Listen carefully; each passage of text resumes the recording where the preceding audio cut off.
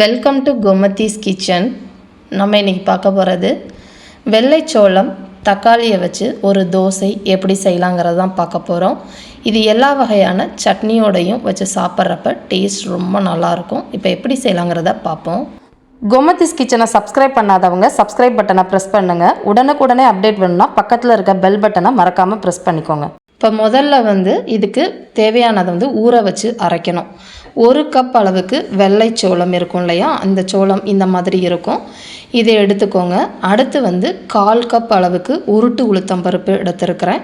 1 table spoon அளவுக்கு இட்லி அரிசி எடுத்துருக்கிறேன். இது எல்லாத்தையுமே நல்லா 2 தடவை கழுவிட்டு ஒரு 4லேருந்து 5 மணி நேரம் நல்லா ஊற வச்சுக்கோங்க. ஏன்னா இந்த வெள்ளைச்சோளம் ஊறுறதுக்கு கொஞ்சம் நேரம் ஆகும். இதை நல்லா ஊறினதுக்கு அப்புறமா நீங்கள் நிறைய அரைக்க போகிறீங்கன்னா கிரைண்டரில் அரைச்சிக்கோங்க. இப்போ கொஞ்சம் தான் அப்படிங்கிறனால மிக்சியிலேயே எல்லாத்தையுமே போட்டுட்டு கொஞ்சமாக தண்ணி ஊற்றி நல்லா நைஸாக அரைச்சி எடுத்துகிட்டு வந்துடலாம். இப்போ இந்த அளவுக்கு அரைச்சா சரியாக இருக்கும். ரொம்ப திருன்னு அரைச்சிங்கன்னா இது அவ்வளோவா டேஸ்ட் நல்லா இருக்காது. இதில் 1 கப் அளவுக்கு இந்த சைஸில் கட் பண்ண தக்காளி, அதாவது மீடியம் சைஸில் 2 தக்காளி போட்டிருக்கிறேன். இதிலே காரத்துக்கு 1 டேபிள் ஸ்பூன் அளவுக்கு மிளகாய் தூள் சேர்த்துக்கோங்க. 1 டீஸ்பூன் அளவுக்கு சோம்பு பிடிக்கல அப்படின்னா சீரகம் கூட நீங்கள் சேர்த்துக்கோங்க. இதில் ஒரே ஒரு வெள்ளைப்பல்லு பூண்டும் சின்ன இஞ்சி பீஸ் போட்டுட்டு இதை நல்லா நைஸாக அரைச்சிக்கலாம். இப்போ இதையும் இந்த மாவுலேயே சேர்த்து கொட்டிடுங்க. இப்போ இதுக்கு தேவையான அளவு உப்பு, 1 டீஸ்பூன் அளவுக்கு பொடி உப்பு சேர்த்துட்டு நல்லா கலந்து கொடுத்துருங்க. நல்லா எந்த அளவுக்கு, அதாவது மெல்லிசா தோசை ஊற்றுற அளவுனா ரொம்ப தண்ணியாக ஊற்றிக்கலாம். இப்போ நான் அடை தோசை மாதிரி ஊற்றுறனால இந்த கன்சிஸ்டன்சியில் எடுத்துருக்கிறேன். இப்போ இதை நீங்கள் பணியார சட்டியில் கூட நீங்கள் ஊற்றி பணியாரமாக செஞ்சு கொடுத்தாலும் டேஸ்ட் நல்லாயிருக்கும். அதே மாதிரி உடனேவும் ஊற்றலாம், இல்லை ஒரு 2 மணி நேரம் கழித்து ஊற்றுனீங்கன்னா டேஸ்ட்டு இன்னுமே சூப்பராக இருக்கும்.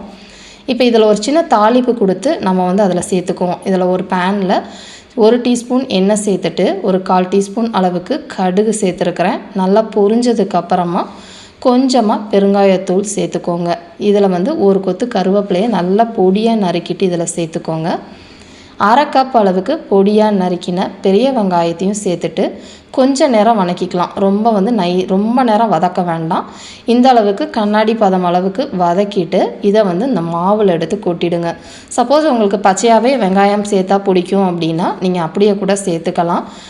இப்போ இதில் நல்லா 1 கைப்பிடி அளவுள்ள முருங்கைக்கீரையும் இதில் சேர்த்துக்கலாம். சேர்த்து நல்லா கலந்துட்டு நம்ம தோசை ஊற்றிக்குவோம். நீங்கள் மெல்லிசாக ஊற்ற போகிறீங்க அப்படின்னா நீங்கள் வெங்காயத்தை அதுக்கப்புறமா கூட சேர்த்துக்கலாம். நான் இப்போ அடை தோசை மாதிரி ஊற்றுறனால கொஞ்சம் திக்காகவே ஊற்றிக்கிறேன் நான். இதே மாவை வச்சு நீங்கள் பணியார சட்டியில் ஊற்றினாலும் அதோட பணியாரம் டேஸ்ட்டு ரொம்ப சூப்பராக இருக்கும். தேவையான அளவு எண்ணெய் சேர்த்துக்கலாம் அதில்.